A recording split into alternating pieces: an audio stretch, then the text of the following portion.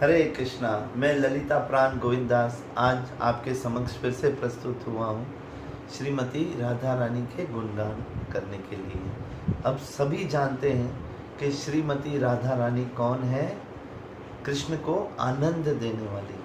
उनका एक ही लक्ष्य है, कैसे कृष्ण को आनंद दिया जाए। और सबसे जो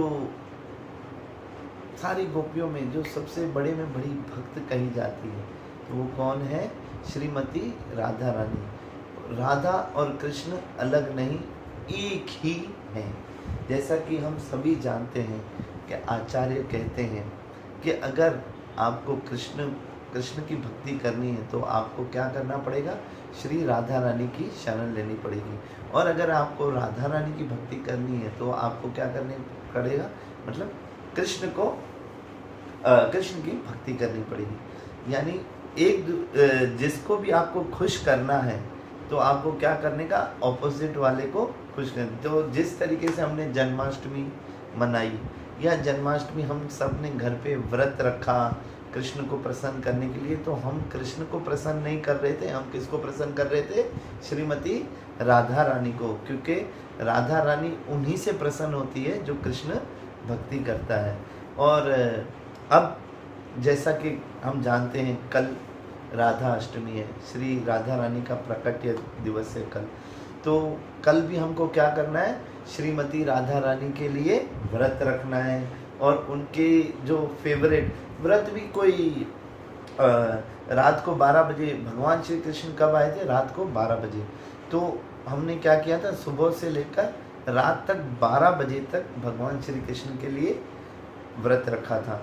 लेकिन श्री किशोरी जी तो मतलब इतनी कृपालु है कि वो दोपहर में 12 बजे ही आ गई थी। यानी आपको ज़्यादा कुछ नहीं करना पड़ेगा, सिर्फ कल दोपहर तक, मतलब राधा अष्टमी जैसे कल है तो आपको सुबह से लेकर दोपहर तक ही व्रत रखना है।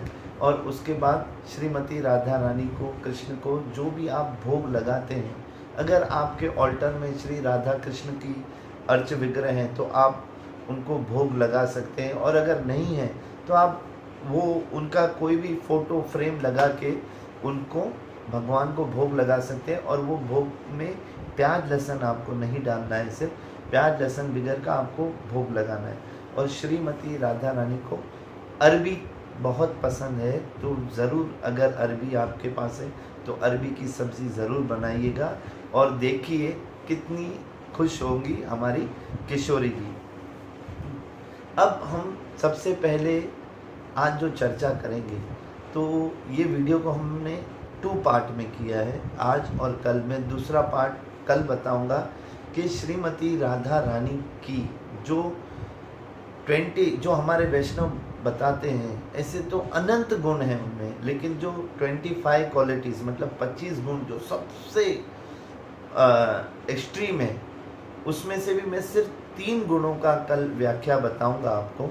और आप सुनेंगे जब, तो आप खुद आश्चर्यचकित हो जाएंगे कि ये तो इम्पॉसिबल है, लेकिन आप देखिएगा ये इम्पॉसिबल श्रीमती राधा रानी के लिए पॉसिबल है। तो आज हम ये चर्चा करेंगे श्रीमती राधा रानी और श्री कृष्ण का जो गर्ग संहिता, जो हमारा ग्रंथ है हमारे, उसमें एक छोटी सी घटना है। उसमें क्या था? जब भगवान श्री कृष्ण को इस धराधाम पर आना था, अपने जगत पृथ्वी लोक पे आना था, तो वो कृष्ण तो क्या है, अपना गोलोक धाम को श्रीमती राधा रानी के साथ हमेशा निवास करते हैं, तो वहाँ से कभी आते हैं। तो उन्होंने श्रीमती राधा रानी से रिक्वेस्ट की कि हे राधे, तुम मेरे साथ पृथ्वी लोक चलो। तो राधा रानी ने मना कर दिया, मैं नहीं आने वाली। क्यों? बोला भगवान कृष्ण ने कहा क्यों? कि भाई वहाँ पर तो यमुना भी नहीं है, हमारे गोवर्धन भी नहीं है, और हमारी जो गोलोक की मतलब वृंदावन की जो व्रज है वो भी नहीं है, उसके बगैर तो मैं नहीं आऊँगी। तो श्री कृष्ण ने कहा तो फिर क्या करना पड़ेगा कि तुम मेरे साथ चलो, मेरे संग चलो, क्योंकि मेरा तो तुम्हारे बगैर मन ही नहीं लगेगा।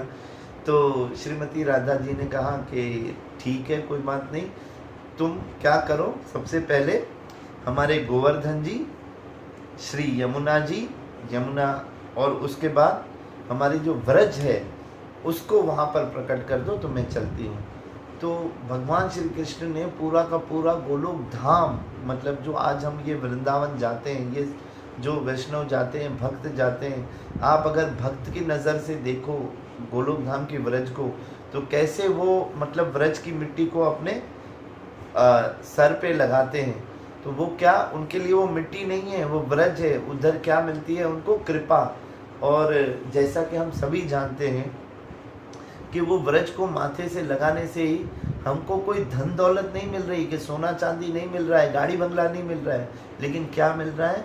श्रीमती राधा रानी की असीम कृपा में, क्योंकि उन्हीं की वजह से आज ये वृंदावन हमको मिला है। हमारे लिए भगवान ने वहाँ पर प्रकट किया है ताकि उनके भक्त जाके उनकी भक्ति कर सके। तो श्रीमती राधा रानी से अगर हम, जैसे हम कल उनके लिए व्रत रखेंगे, तो हमको उनसे कोई भौतिक ऐश्वर्य नहीं मांगना है कि मुझे घर दे दो, मेरा इंटीरियर वाला मकान हो जाए या कुछ हो जाए, ऐसा कुछ नहीं मांगना है। हमको क्या मांगना है?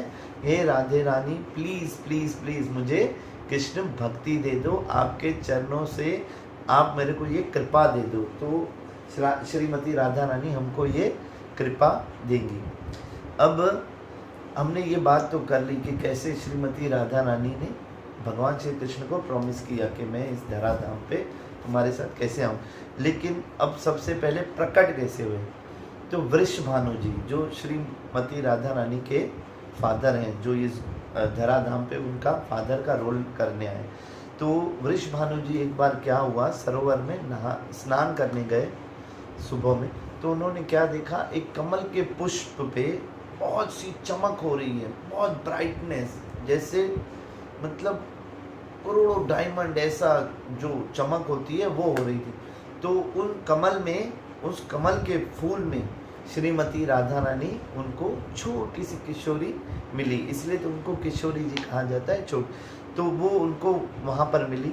तब वो कीर्तिदा जी, मतलब जो उनकी वाइफ थी, जो श्रीमती राधा रानी की माँ है, मम्मी है, तो उन्होंने ये बताया। तब से उन्होंने श्रीमती राधा रानी को अपने संग रखा। और बरसाने वाली, जो उनका मेन, जो उनका श्रीमती राधा रानी की रहने का स्थान है बरसाना, तो उसको बरसाना क्यों कहा जाता है? क्योंकि वो श्रीमती राधा रानी श्री कृष्ण से भी ज़्यादा कृपा बरसाती है। श्री कृष्ण तो क्या करते हैं, हमेशा किसी को भी साथ फाइट कर लेते हैं या उसका वध कर देते हैं, लेकिन आपने कभी नहीं सुना होगा कि श्रीमती राधा रानी ने किसी का वध किया हो। इसका सबसे बड़ा प्रमाण है गौर निताई, जो हमारे गौरांग महाप्रभु हैं। वो कौन है? श्रीमती राधा रानी का भाव लेकर आए हैं। ये कृष्ण ही है, साक्षात श्री कृष्ण है, लेकिन भाव जो मन है वो किसका लेकर आए? श्रीमती राधा रानी का। और श्रीमती राधा रानी ने तो आज तक किसी का वध किया ही नहीं था। तो वो सिर्फ क्या करती थी, जैसे कि हम जानते हैं गौरांग महाप्रभु क्या करते थे कि भाई सिर्फ एक बार हरे कृष्ण कहो। तो हरे कृष्ण का जो ये भगवान का नाम लेने से ही क्या होता है, जो हमारे जो सारे कलेश, हमारी सारी बुराइयां कहाँ हैं? हमारे मन में। तो वो मन में से सारी बुराई निकल जाएगी, तो क्या शेष रह जाएगा? सिर्फ हरि नाम रह जाएगा। तो श्रीमती राधा रानी इतनी कृपालु है कि वो सिर्फ और सिर्फ कृष्ण भक्ति ही बांटती है और कुछ भी नहीं। कोई जाके उनसे कोई ऐश्वर्य मांगेगा तो श्रीमती राधा रानी के पास वो स्टॉक है ही नहीं। उनके पास फुल स्टॉक क्या भरा रहता है? सिर्फ कृष्ण सेवा, कृष्ण भक्ति। तो हरे कृष्णा, मैं आज के क्लास को यहीं विराम दूंगा और मैं कल फिर से प्रस्तुत होगा आपके सामने। और मैं श्रीमती राधा रानी के जो 3 सबसे एक्सट्रीम, मतलब जो इम्पॉसिबल है, जो इस ब्रह्मांड में किसी को भी कभी भी नहीं हो सकता, वो गुण के बारे में आप सभी से चर्चा करूंगा, जो हमारे वैष्णव, हमारे आचार्यों ने हमको बताए गए हैं। हरे कृष्णा।